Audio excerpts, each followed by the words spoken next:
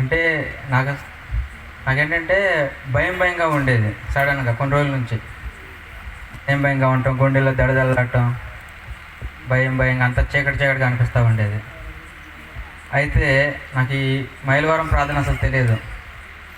మా ఊరు ప్రార్థనకి వెళ్తూ ఉండేవాడిని, కానీ అంటే అంతగా నడిపించరు. ఆదివారం ఒక్కరోజే ప్రార్థన, మిగతా రోజులు ఇంకేం ఉండదు.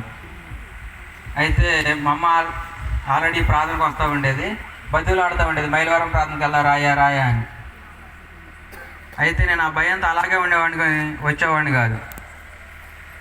అయితే కొన్ని రోజులకి నాకే అనిపించింది ఇక ఆ భయం తట్టుకోలేక చచ్చిపోతానేమో ఇంకా అనే స్టేజ్లో అంత అంత బాగా భయం వేస్తూ ఉండేది. నాకు గుండెల్లో బాగా దడదడలాడుతూ ఉండేది, భయం వేస్తూ ఉండేది.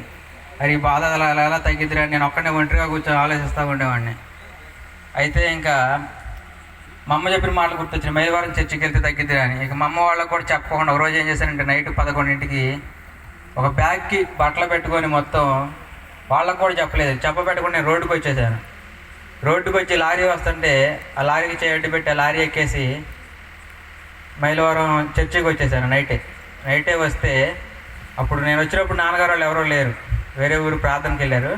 అయితే ఆ నైటే చర్చిలో ఉండి ప్రార్థన, అయ్యగారు ఉంటే ప్రార్థన చేశారు.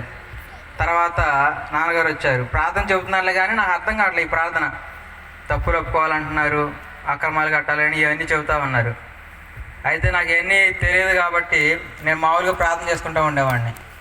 అయినా కానీ నాకు ఈ భయం అనేది తగ్గట్లా, ఇంకా విపరీతంగా భయం వేస్తుంది. చర్చిలో నుండి బయటికి వెళ్ళాలంటేనే భయం వేస్తుంది, చనిపోతానేమోనని.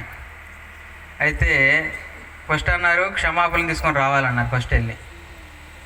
అయితే క్షమాపణ అంటే నాకు ఏంటో తెలియదు, ఎందుకంటే నాకు అసలు